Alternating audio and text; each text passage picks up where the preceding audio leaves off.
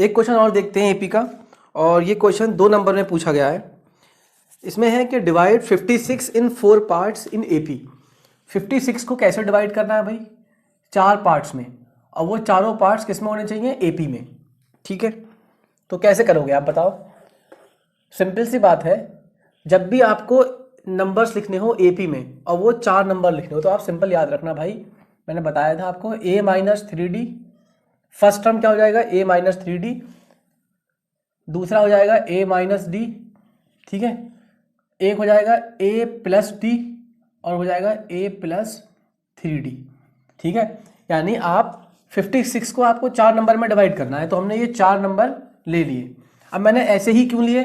क्योंकि इसने कहा है कि वो चारों नंबर एपी में होना चाहिए था। तो आप ये भी कह सकते हो कि सर पहला नंबर a ले लें, दूसरा a प्लस डी ले लें, तीसरा a प्लस 2d और चौथा a प्लस 3d। ऐसे भी तो ले सकते हैं, क्योंकि हम तो ऐसे पढ़ते हैं वहाँ एपी के ये वाले टर्म्स होते हैं। लेकिन ऐसे नहीं लिया जाएगा। क्यों? अगर आप ऐसे ले लोगे ना तो सवाल बहुत ज़्यादा मुश्किल हो जाएगा, इसमें इक्वेशंस बहुत लेंदी हो जाएंगी, है ना। अब वजह क्या है, आप एपी का कैसा भी नंबर लो उसका इशू नहीं है। बस क्या देखा जाता है कि एपी का जब भी हम कोई नंबर लेते हैं तो कॉमन डिफरेंस सेम होना चाहिए, ये तो देखा जाता है। तो आप दोनों सीरीज, ठीक है, इस वाले सीरीज के देखो या इस वाले के, कॉमन डिफरेंस सेम आ रहे होंगे। यहाँ पर आप चेक करोगे तो कॉमन डिफरेंस क्या आएगा? डी आएगा, a plus D minus A D, a plus 2d minus A plus D D, यानी यहाँ पर तो कॉमन डिफरेंस d है। ठीक है, यहाँ पर चेक करो जरा, a माइनस डी और a माइनस 3d डिफरेंस करो तो कितना आ जाएगा इसका? माइनस डी और प्लस 3d, यानी कॉमन डिफरेंस कितना आएगा? 2d। देखो यहाँ पर a प्लस डी में से ये माइनस करो तो d minus minus D 2d, यानी कॉमन डिफरेंस तो सेम आ रहा है ना। बस फर्क क्या है कि यहाँ पर 2 टाइम्स d आ रहा है, तो उसका तो कोई इशू नहीं है। कॉमन डिफरेंस कुछ भी आए उससे मतलब नहीं है, बस कॉमन डिफरेंस सेम आना चाहिए। ठीक है, तो हम इसको लेंगे। इससे फायदा ये होगा कि आप जब भी इनको ऐड करेंगे तो ये d वाला टर्म कट जाएगा। कैसे देखना भी, तो सवाल सुनो। तो ये बात क्लियर हो गई कि जब भी आपको कहेगा नंबर डिवाइड किया गया तो आप ऐसे मत मानना सिंपल, आप कैसे मानना? ऐसे a minus 3d, a minus D, a plus D और a प्लस 3d। अब सुनो आगे, such that the ratio of the product of their extremes, यानी ये वाले जो नंबर है एक्सट्रीम्स, इनके प्रोडक्ट का रेशियो, यानी क्या हो जाएगा भाई? a minus 3d into A plus 3d, ratio of the product of their extremes to the product of the means, यानी मीन्स मतलब ये दोनों नंबर, बीच के नंबर। ठीक है, यानी a माइनस डी और a प्लस डी, इसका प्रोडक्ट, ठीक है, इज इक्वल टू 5/6। सही बात है। अब देखो क्या करेंगे हम, क्योंकि ये 56 को 4 नंबर्स में डिवाइड किया गया, तो इन चारों को जब मैं जोड़ूंगा तो क्या आएगा? 56 ही तो आएगा। तो आप मुझे बताओ कि अगर मैं इन सबको ऐड करूंगा, यहाँ पर यहीं कर देते हैं, चलो ऐड, यानी ये आ गया आपका 2d। डिफरेंस याद रखना, कॉमन डिफरेंस कितना है? 2d, ये बात याद रखना। ठीक है, इन सबको अगर मैं ऐड करूंगा तो 56 ही आएगी भाई। ये जोड़ा गया है किसमें से? 56 में से तोड़ा गया है। ठीक है, तो a और a और a, 4 a हो गए। 4 a का मतलब आ गया आपका ये d, तो सब कैंसिल हो गया ना, minus 3d plus 3d cancel out, minus d plus d cancel out, तो ये आ गया बेटा 4a इक्वल 56। तो यहाँ से a निकालोगे तो 14 चौक 56, तो a आ गया 14। ठीक है, अभी a आया है, d नहीं आया। ठीक है, तो d के लिए हम क्या करते हैं? इस वाली इक्वेशन की यूज करते हैं। a कितना आ गया? 14, 14 पुट कर दो।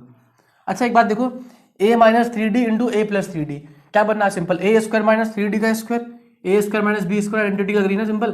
तो जाएगा a स्क्वायर यानी 14 का स्क्वायर, 14 का स्क्वायर 196 लिख सकता हूं।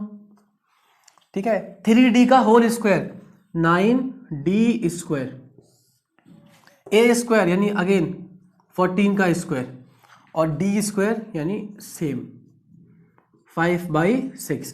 क्रॉस मल्टीप्लाई कर दो, 6 को 196 से मल्टीप्लाई करोगे तो क्या आया? 1176। मैंने ऊपर कर रखा है मल्टीप्लाई। ठीक है, और 6 निम 54 डी स्क्वायर, और 5 को 196 से करोगे तो क्या आया? 980।